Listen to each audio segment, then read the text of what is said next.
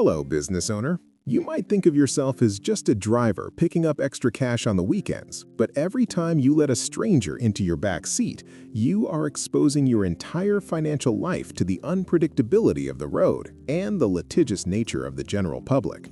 Driving for Uber or Lyft isn't just a gig, it is a high-liability transportation business where one bad turn or one difficult passenger can threaten your personal savings, your car, and your home. In this video, I'm going to walk you through the 10 questions every rideshare driver must ask themselves right now.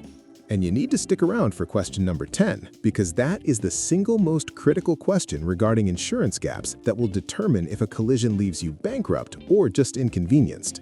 I have also placed a link in the description to the formation service I recommend most for drivers, simply because they have the fastest turnaround time for getting your documents approved, so you can get back on the road with peace of mind immediately. Question number 1. Do I really need an LLC if I'm just an independent contractor? This is the first mental hurdle. When you drive for these apps, you are not an employee. You are a 1099 business owner. You are solely responsible for your taxes, your equipment, and your liability. Without an LLC, you are operating as a sole proprietor. This means if you get sued, there is zero legal separation between the money you use to buy gas and the money you use to pay your rent. An LLC professionalizes your hustle. It tells the world that you are a legitimate transport service, not just a person with a car. Question number 2. Doesn't Uber's insurance cover everything? This is a dangerous assumption. While rideshare companies provide insurance while you have a passenger, there are gaps in coverage, specifically when you are waiting for a ride or if a claim exceeds their policy limits.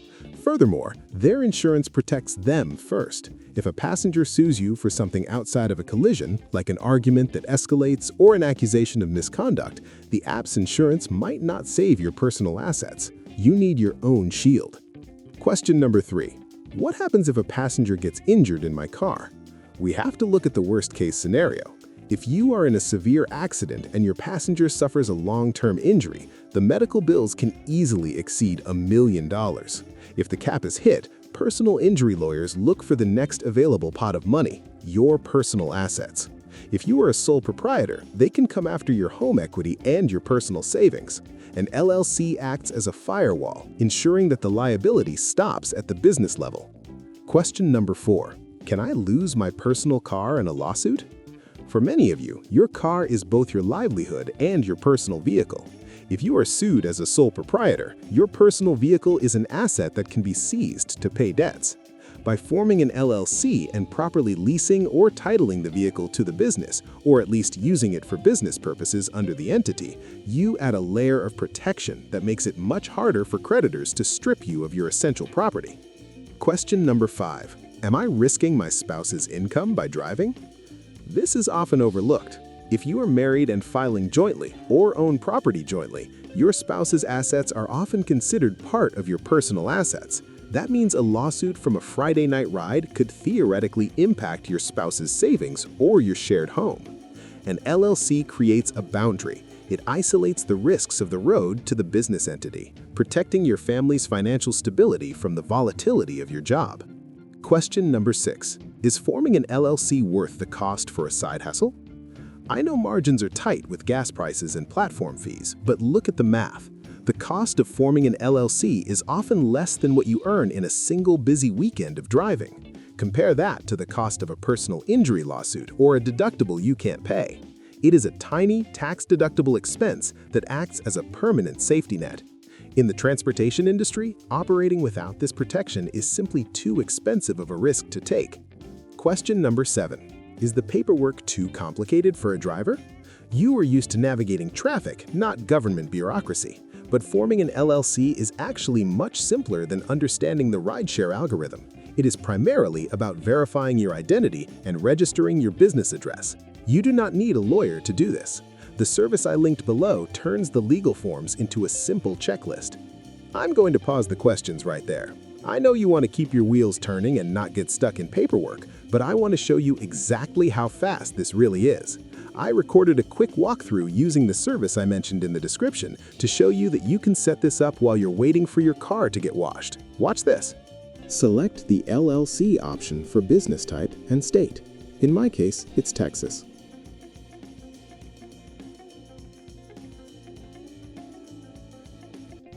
Choose the options that best suit your business.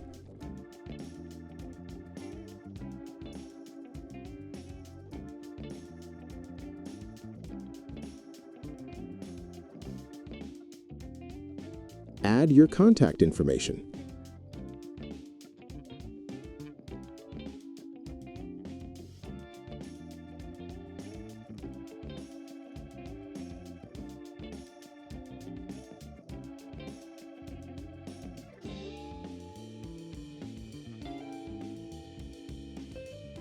You can add the data of a partner or co-owner. Add your business name.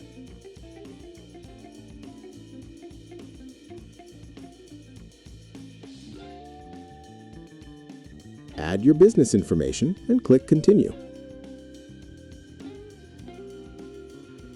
Then, add your business location.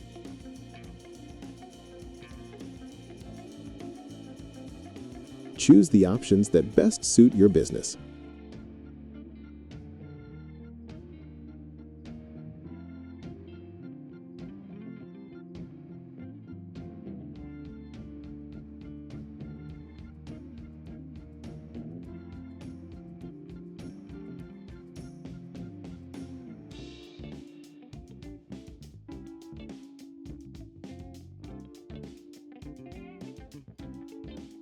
Finally, add your payment information and click Continue.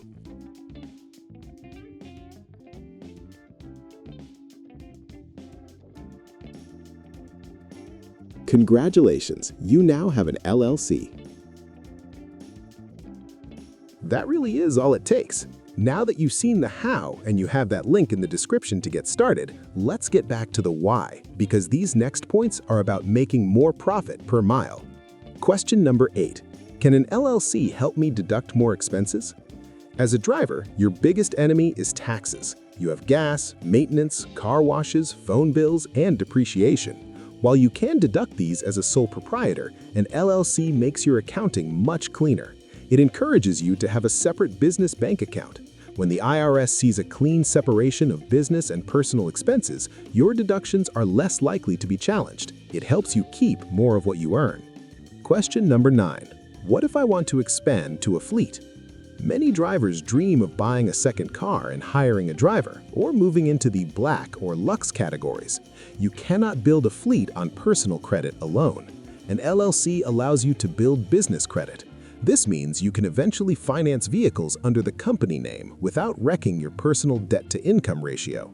It's the foundation you need if you ever want to stop driving and start managing. Question number 10. Can an LLC be formed after an accident occurs? This is the question that breaks people. The answer is absolutely not. You cannot get into a crash on Saturday and form an LLC on Sunday to protect your house. The legal shield only applies to events that happen after the paperwork is filed and approved.